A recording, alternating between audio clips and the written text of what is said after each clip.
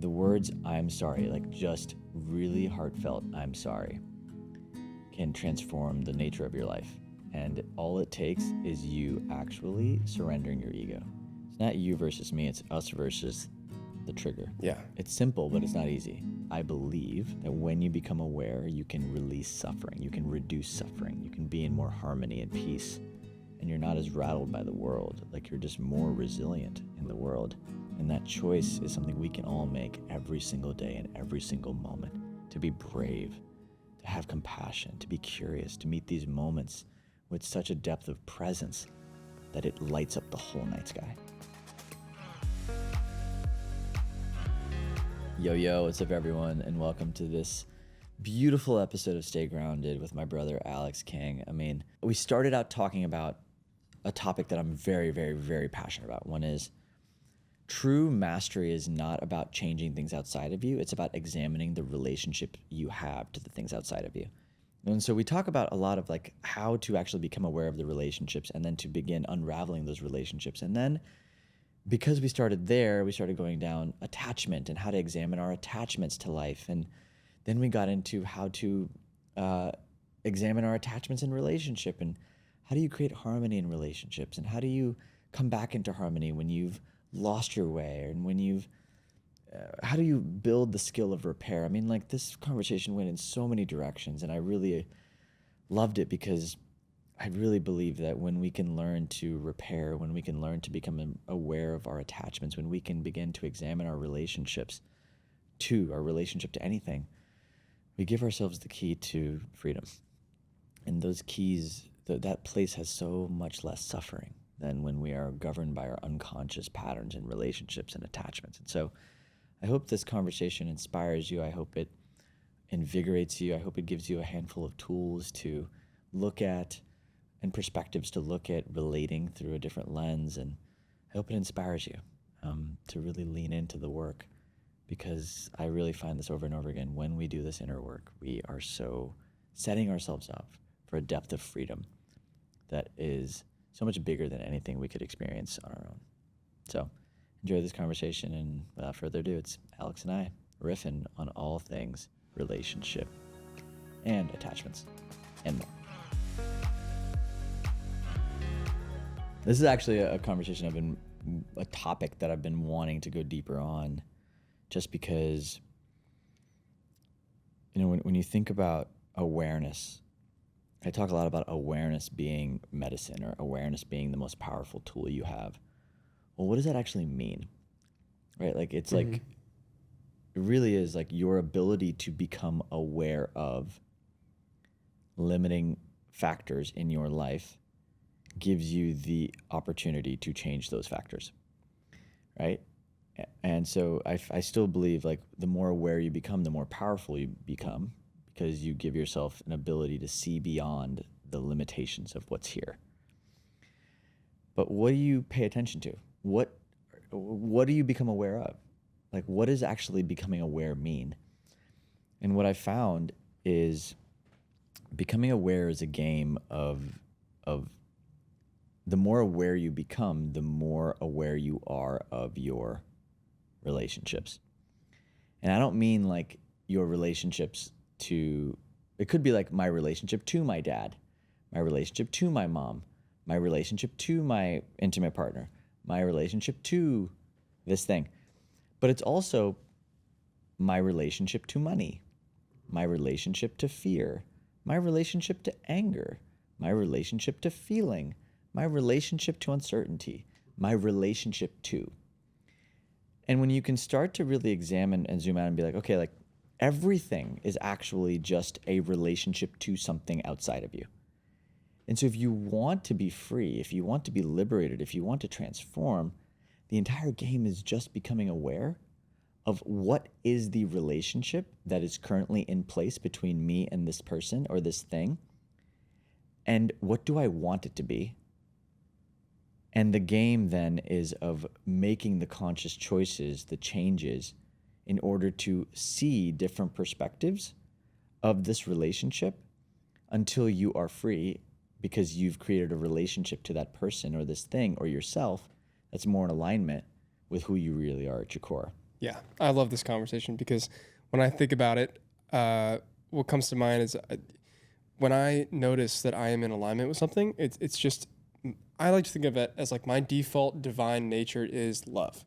And so whenever I'm not feeling that between me and a conversation or me and a person or me and something, I'm usually feeling some sort of like negative attachment. There's really two options. Like the option number one is you can control the situation and try to build and grab and grasp, which just gets tighter and tighter and then it breaks inevitably. Or you can get curious and kind of just go, okay, I know I'm supposed to be feeling love towards the situation. Like what is actually happening inside me that's not allowing me to do that? Well, that's it. That's so that data point. Jess Magic said this beautifully. Like, am I guided? Like, how do I live my life as love? Mm. And if I don't feel that level of harmony, there's a relationship construct in place with either the person, with the idea of love. And that's where it gets really fun when you actually start to see it as like, this is the game of awareness. This is the game of the inner work. This is the game of unraveling and uncovering what is your relationship, your unconscious relationship. Like if you have a belief and a relationship to love, or a belief about love that love is hard, love is meant to do this, do this, do this. Okay, great. Like, so you're going to be in a relationship with somebody, and your relationship to that person is going to be based on relationships you have to love. Right. Right? Yeah. So it's almost like this multi-layered piece of like to really to deprogram, to unravel, to create a shift in your life. You have to become aware of all these different relationships and how interconnected they are. Mm-hmm. And that to me is the game of awakening. And this is why I believe, coming back to, awareness is the greatest tool for expansion and awakening, because when you have awareness of how all these interconnected relationships are working together, you can create a new combination. Yeah.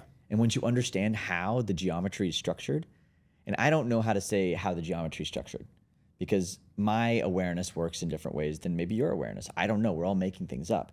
What I see inside myself is, okay, like when I have a trigger and it's coming from this thing, oh, it's connected to that thing, and it's connected to this story, and it's connected to this childhood thing. I can see it kind of map out. And the more I do my inner work, the more I naturally become aware faster and faster and faster. And then I can start to unravel and let go of relationships quicker and quicker and quicker, because I've taught my body how to do it. That to me is the gift. It's the gift of adding awareness, of becoming multi-perspectival, in the words of Micra. It's like this, it's like adding so many perspectives to see all these relationships from different lenses, or even the fact that there are relationships. Maybe this is the first time you're hearing this. Yeah. Yeah. I mean, I think the initial response without that awareness is something is going on. I'm uncomfortable, or I'm frustrated, or I'm angry. So therefore I need to assert myself onto the external situation to change the world around me to fit so that I can be good again. Did that make sense? Like something happens to me, I'm mad, so therefore I need to either control or yell or do something in the external world rather than looking internally. Well, so let's work on that for a second. So something happens to you and now you're mad, right? Right. Right there. So there's a relationship to whatever's happening, right? It could be something that's out of your control. It could be something that you don't want. Right there. So out of control is a relationship to the unknown and uncertainty. So if you don't have a healthy relationship to uncertainty, when something unpredictable happens, you're going to evoke a response, right? So your relationship to uncertainty is right there. And then something doesn't happen. Let's say it's like something you want isn't happening. Now you have an attachment, which is a form of a relationship, to something happening a certain way. Why? That's the curious question I ask. Probably because that thing happening is meaning something about you. So there's actually a relationship to yourself that's being challenged, a construct, an agreement with yourself, an unconscious one that's being challenged when you're not getting your attachment met. Yeah. And so do you see how it's like, there's just this like, and then anger. Depending on your relationship to feeling, you may either allow yourself to be angry. Depending on your relationship to anger, you may dim your anger or be very expressive with it. there's so many constructs here, and all of these could be working against each other, with each other, to create more suffering. Yeah. Right? And ultimately, the reason why we're talking about this is because I believe that when you become aware, you can release suffering, you can reduce suffering, you can be in more harmony and peace, and you're not as rattled by the world. Like, you're just more resilient in the world. And that, to me, is a real gift to give yourself, and a real, true, inspiring reason to do this inner work. Yeah. I think it's it really creates freedom, because what I see in most of the culture is that there's this narrative that, like, these things are happening in the world and you should feel X way about them because whatever. And it's not even that you have to have control over the situation or anything. You might take, like, the news, for example. There's a lot of these narratives being pushed, like, X is happening in Washington, so therefore I need to feel a certain way about that. And there's a lot of things like that in our lives every single day that I notice it a lot in personal relationships. If there is something I'm feeling between me and another person, if I think about somebody and it makes me feel a certain way, I go, that's not in harmony. It's not healed. It's not in alignment. Because if I was in alignment, all I would think is just like, man, I love them. Like, they're incredible. Yeah, and that's the piece. Like, it's like I had a really beautiful, a friend of mine gave me this really beautiful frame. If you are getting triggered, it's because either a boundary is being crossed or an agreement isn't being honored. Like, there's like something related to that. And so really it is like, and it might be an unconscious boundary and an unconscious agreement. But this is where the work comes in. Who created those agreements? Who created these needs that were not being spoken? Some part of you did. And why? Right. What's your relationship to yourself? What's your definition of self-worth? What beliefs do you have about, oh, if I do this, I'll get that, or if I don't do this, I'm going to be this? Like, these if-then kind of constructs. Like, what's actually playing out? What is the relationship between these if and thens? Like, oh man, it's such rich territory, right? And these questions, the question why is curiosity to me is one of the most powerful tools we have for unlocking our greatest potential. When we can, instead of judging why we are doing something or just unconsciously accepting whatever response we have as the status quo, if we started getting curious about why we are having a response to something that somebody else said, doesn't matter how right or wrong it is, why am I charged? And if you can just go through that exploration before you respond, it could be completely valid. They said something that was completely out of line. Totally. And you might know that in the moment. But if you could just pause and be like, okay, what's coming through me right now? Oh, I'm really angry because this person disrespected me. Okay, great. What part of you is being touched right now? Oh, the part of me that feels like I did so much for this person and I just don't get any appreciation. Okay, great.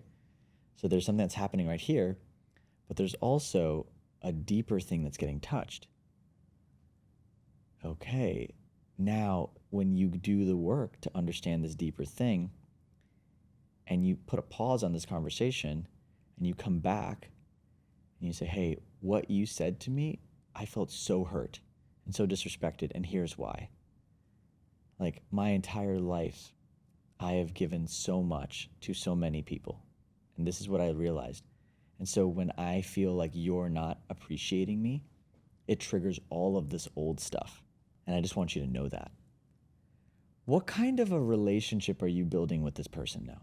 Mm-hmm. So this is why I think this is so important, because when we really can take ownership of our experience being 100% dependent on the relationships we have to the things outside of us or the things within us, you give yourself an opportunity to communicate yourself with others, and now they have an opportunity to get to know you, like to really meet you in that dance. Mm-hmm.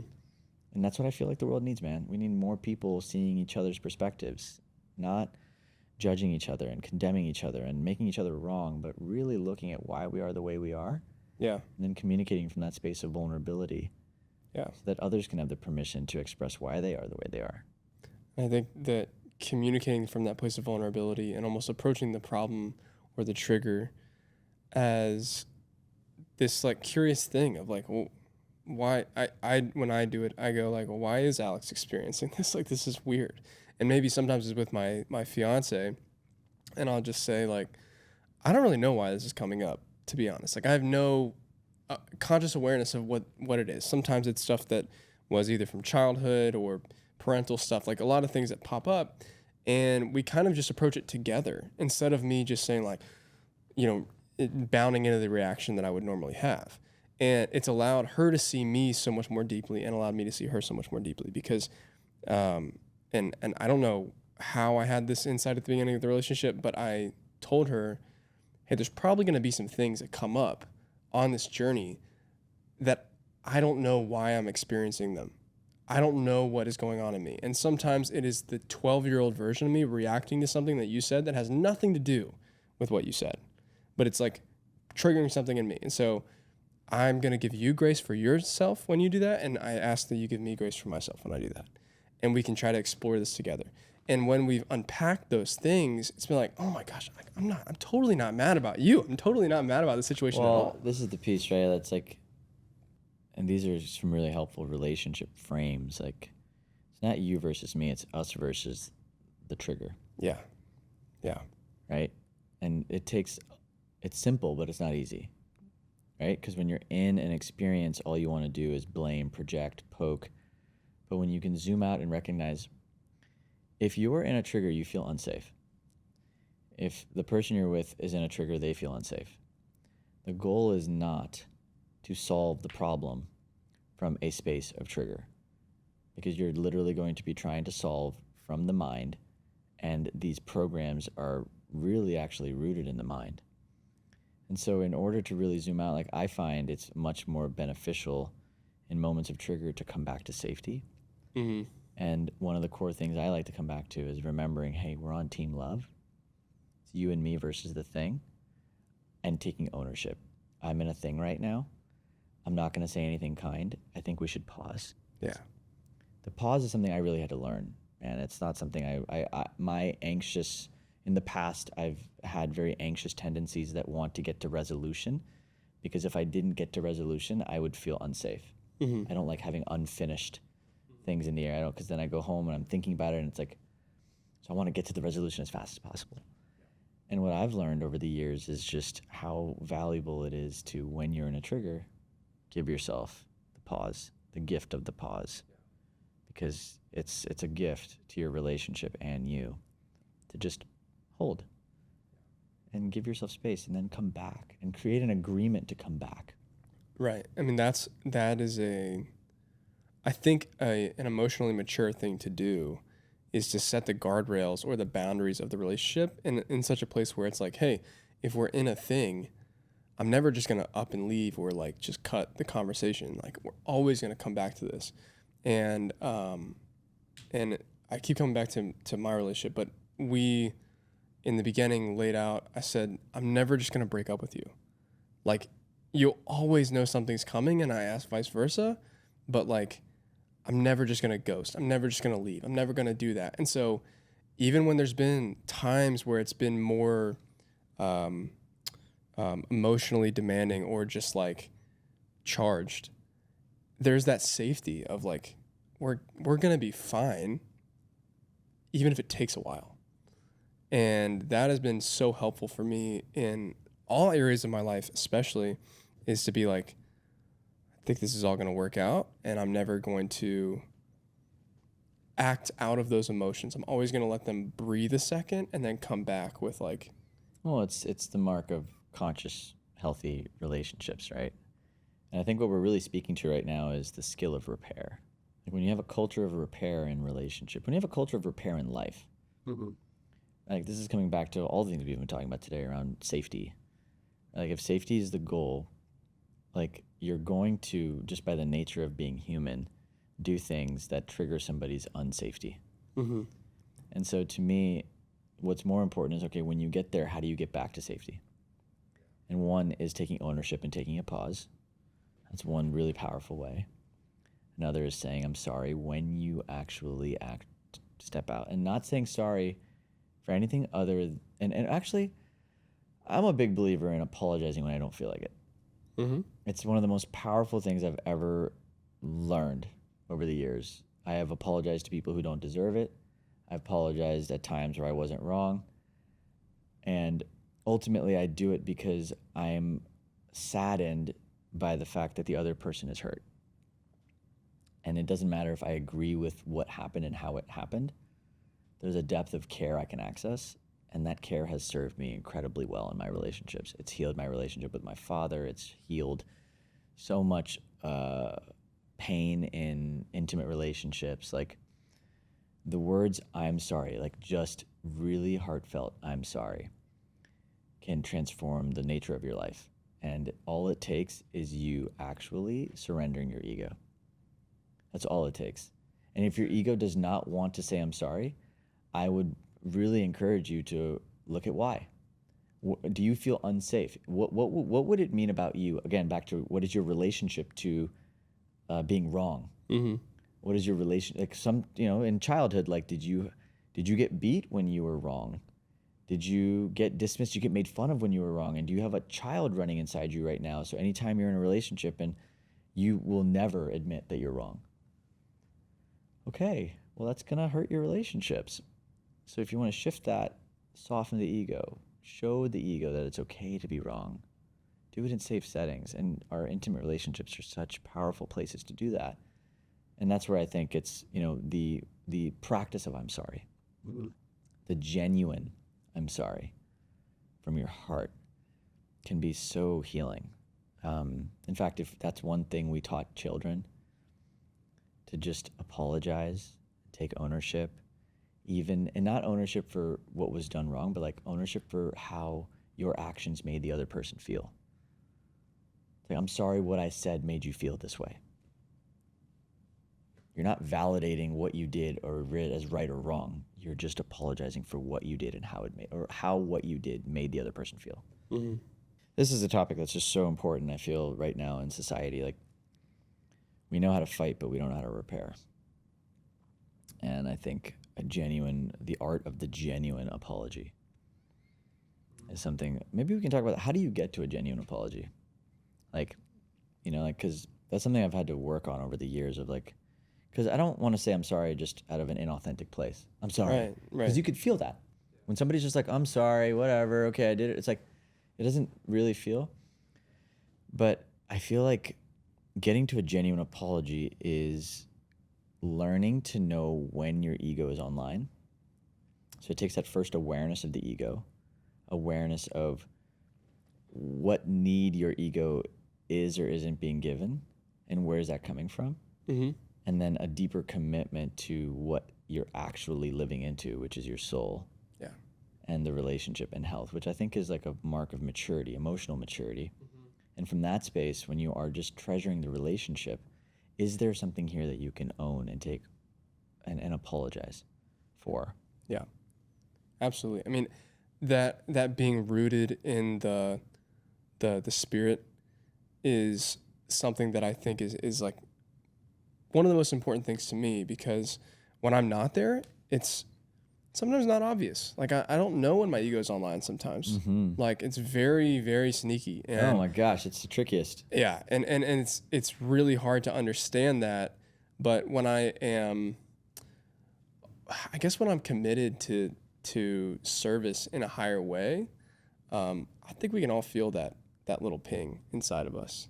I think we can all feel when we are acting out of our own selfish ambition or selfish needs versus when we are actually acting in, like, for instance, like speaking the truth in love is like a really, I want to reframe the word selfish, because I don't actually feel like selfishness is not necessarily a bad thing. It's beautiful to have needs, and it's beautiful to have like it's beautiful, actually. Like, I love that you care so much about yourself, that you have these needs and you're standing up for yourself when those needs aren't being met, right? Like, Mm-hmm. there's a power in that. I think where I come back to is like, can you get those needs through a sorry? Is there a deeper need that you can have met, which is like harmony in the relationship? versus a personal need that hasn't been met. Because when you come back into, this is my belief, in the right relationships, if you create harmony in the relationships, and if you prioritize harmony in the relationships, the other person's way more receptive to meeting your selfish needs. Yeah. And that's where I feel like that's the piece that I keep coming back to, is like, my selfish needs are actually beautiful, and I want my partner to meet every single one of them. I sure as hell do. I don't want to sacrifice my selfish needs. And in order for those to be met, I have to be willing to prioritize harmony in the relationship more than anything. Because the only ways I can get my selfish needs met all the way is for us to feel so harmonious, for her to feel so loved, for her to feel so cherished, so chosen, that it is the natural inclination for her to want to do that for me. And so it's like, when I reframe it like that, it actually takes this whole like, oh, I'm doing something wrong here, or like I'm asking for too much or anything like that, because I don't actually feel like anything is too much. There just isn't enough harmony in the relationship to be able to handle the too much. And so instead of, maybe the goal then is to put the too much aside for a second. Can we just come back into harmony? Yeah, it's interesting. I'm curious what you think about this. And, you know, when I notice that there's a need within me of any kind that is dependent on a person, I try to go back to the fact that I think that all of my inherent needs can be met by God, which allows me to show up in service to whatever or whoever is around me. And I'm curious of your thoughts on that, because I don't know if it conflicts or gets the whole picture of what you just described, with that, like, it is okay to have boundaries, it is okay to have selfish needs. I just wonder if I need you to do something for me, it still puts me in this place of selfish dependence in a way. Well, yeah, so there's codependence, right? So this is where it's tricky. It's an energetic, right? Like, I feel whole, and because I love myself so much, I want to be cherished by my partner. I want to be worshipped. I want to be I want to be devoted to by my partner, right? That's a beautiful thing, because you're actually honoring the God within you and the God within her. And so it's a different, I mean, Andy and Libby talked about this really beautifully when we did that podcast with them. Like, it's a stage 3 relationship. Yeah. It's not something you can get to from, like, if you're operating anything less than devotion, you can't actually, because devotion ultimately is worship, it's prayer, it's God. And from that lens, I do want to be the type of man that can fulfill, you know, the needs of my partner. Because doing that is going to create a reciprocal cycle of her wanting to do the same for me. Right. Right? Right. Now, wholeness is doing it without attachment. Yeah. Right? Like, can I just feel so full, and from that space of fullness, name my desires? That's different than, oh, I'm not, and even like the ask, right? It's like the ask can be like, gosh, you're never doing this for me, versus, hey, you know that one time you did this? Like, I loved it, and I would love more. But the key is not needing that. Like, you already feel whole inside, and therefore everything else is like the bonus on top. Well, this is the thing. In order to get from this piece of like, you never do this, to this piece, you have to do the work to examine all the relationships, to fill your relationship with yourself, relationship to God, relationship to intimacy, relationship. Like, I mean, let's just use sex and intimacy as an example, right? Like, if you're in a relationship and you're not getting your physical intimate needs met, and that's creating a lot of triggers for you, my curiosity would be, what is your relationship to sex? What does it mean about you as a man? There was one point in my life where if I wasn't having regular sex with my partner, I would get really anxious and really triggered. And it was because I had this belief that if I wasn't having lots of sex, I wasn't a man. And if I'm not a man, what am I? It was an identity crisis. And so I had to actually do my work around that to transform my relationship to my sexuality to where it wasn't so externally dependent. I could fuel and feel my sexual energy without needing to touch myself, to really circulate that before I could come into partnership and not need anything from a physical, but then like it came from a space of desire, Right. and invitation, Yeah. and nurture and romance. And that was very different. You see what I'm saying? So it's like these energetics are very different. So like, I think what you're saying is spot on. And I think it's all in the energy. Like there's no good or bad needs or desires. It's the energy from which they are being asked. And anger can have a moment. It can have an expression like, this is not working. And there's a role for that, to share that from that space of anger. But ultimately, I also believe that anger is a sign of where are your boundaries being crossed with yourself. Where are you tolerating something that you didn't sign up for? Where are you mad at yourself for not asking something in the way that you needed to be asking it? It's like, I like to come back to self-ownership and responsibility because that's the most empowering frame. It's true freedom. It's true freedom. It's liberation. To me, I really feel like that's the goal of all the work, is to get to that space of true connection to self, true connection to God, true connection to nature, true connection to our the people in our lives from a space of deep, sacred union within. And when we activate this within, it's like everything just gets so yummy and nourishing. And that's a possibility I hold for every single human being who is listening to this podcast. I really do. I feel like if you're this far into this podcast, you are somebody who has the potential. You know it. You can feel it. But all it takes is courage. All it takes is learning how to do this inner work and learning how to share this work with the people in your life. And that to me is everything. So Yeah, I'm with you. I think if we could all learn that that thing that we forget so much, which is that like God is abundant and within you, and it can flow out of you, and you don't need to go to the world to fill your cup up. You can actually just go to that eternal thing. Then it's, how do you go to that eternal thing? for me, it is through the awareness. It's through prayer. It's through a lot of it's through silence, actually. Because it allows me to get quiet enough internally to understand where there are little pings in the energy. I can't get there if my world is filled with external input. I have to be quiet long enough to actually feel that. Totally. Yeah. And when I'm not, I notice it. I mean, I notice it in my reactions to things or my reactions to people or conversations. If I'm like easily triggered and charged up, I know that I need to get quiet again.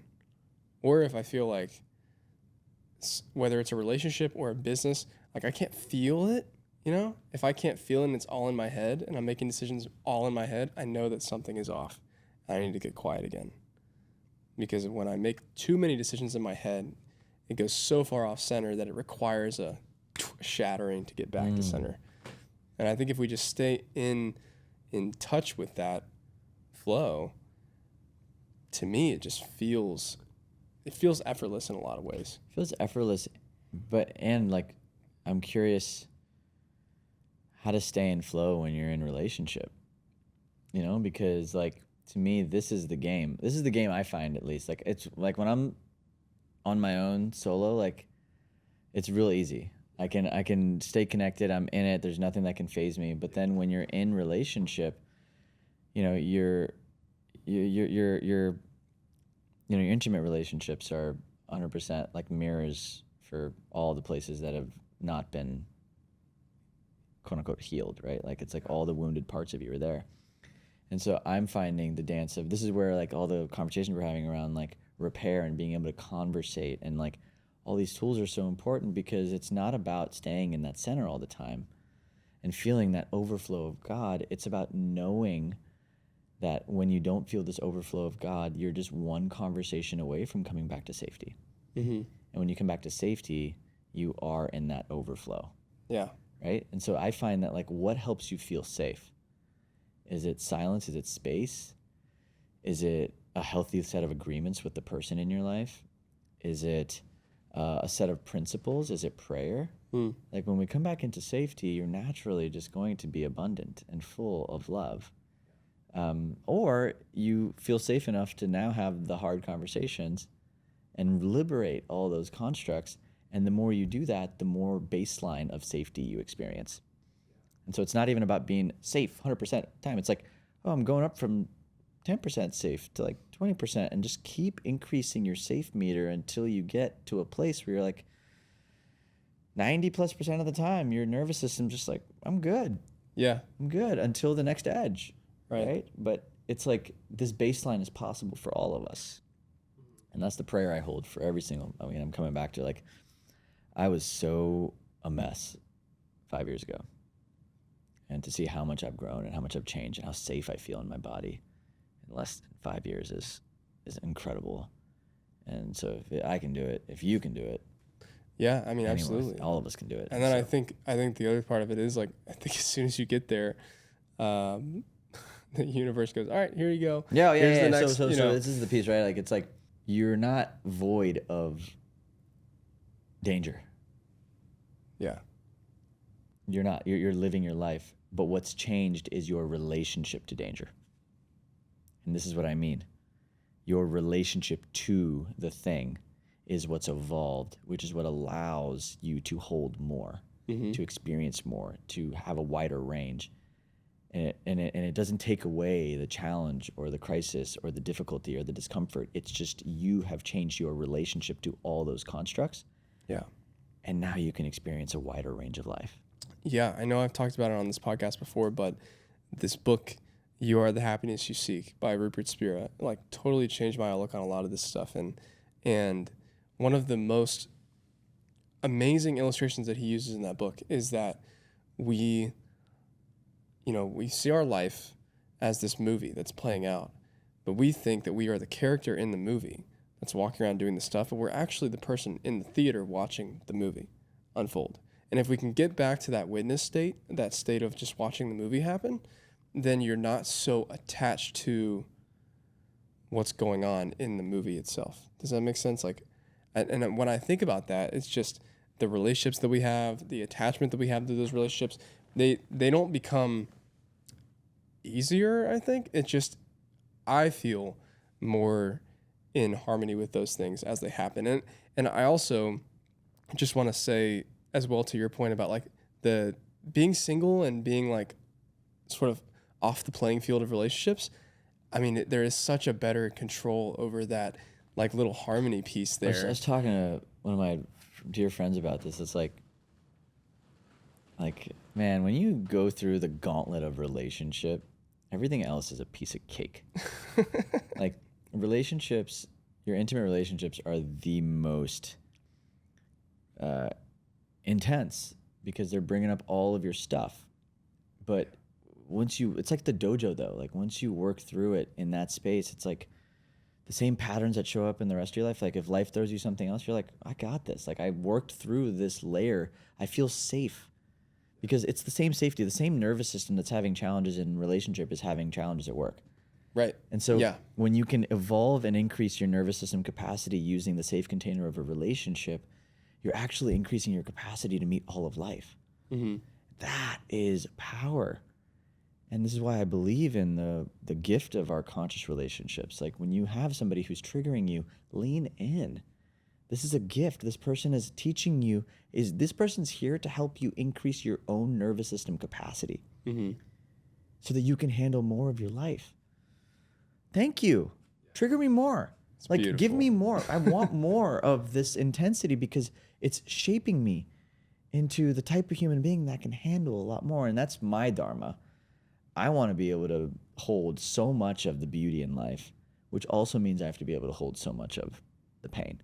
Yeah. And that comes with a window of tolerance that I'm excited to increase. Mm-hmm. Yeah, and it is exciting. I don't have kids yet, but I imagine that is like the ultimate dojo dude, yeah. of like. There's a whole world of that I'm looking forward to when the time is right. Yeah, I think that it just continues to increase and increase and increase. And if we can continue to grow with it, then that flow, I think, just that's it. You stay afloat. Keeps That's the going. thing. I feel like I'm handling and dealing with more challenging circumstances today than I ever have. And my nervous system capacity is so high that I don't actually feel it. Right. I've built a belief system. Like, I've just got an awareness that is strong. And I'm grateful for that. Yeah, and I think this is religion is a lot of people think a lot of different things about religion. I think one of the beautiful things about it that I've come to see as beautiful is that a lot of what we're talking about is sort of baked into those value sets and the ways of being. And there's a natural kind of like flow to life that lends itself to being in alignment with these things that are based in that. And so, not even that I wanted to say anything about that. I just thought I kept thinking while you were saying, I'm like, why am I like experiencing these things? Like, am I consciously thinking through it, or am I trying to serve God? And by serving God, I'm kind of just like, I feel like that a lot of things take care of themselves underneath. Oh, well, I mean, that's a whole nother podcast. It is, yeah. Like when you just serve the divine column of energy and the light,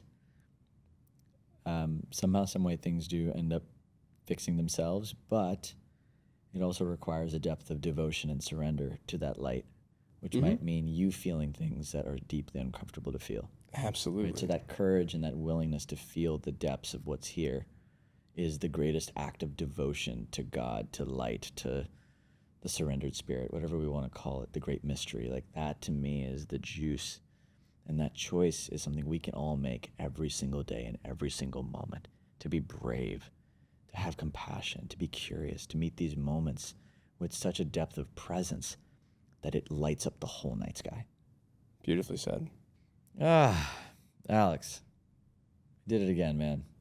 Did. It was awesome. I never know where these are going to go, and then they just do either. They're just flow right when they need to. And I like that these have kind of taken the place of my reflection episode. It's not that I don't.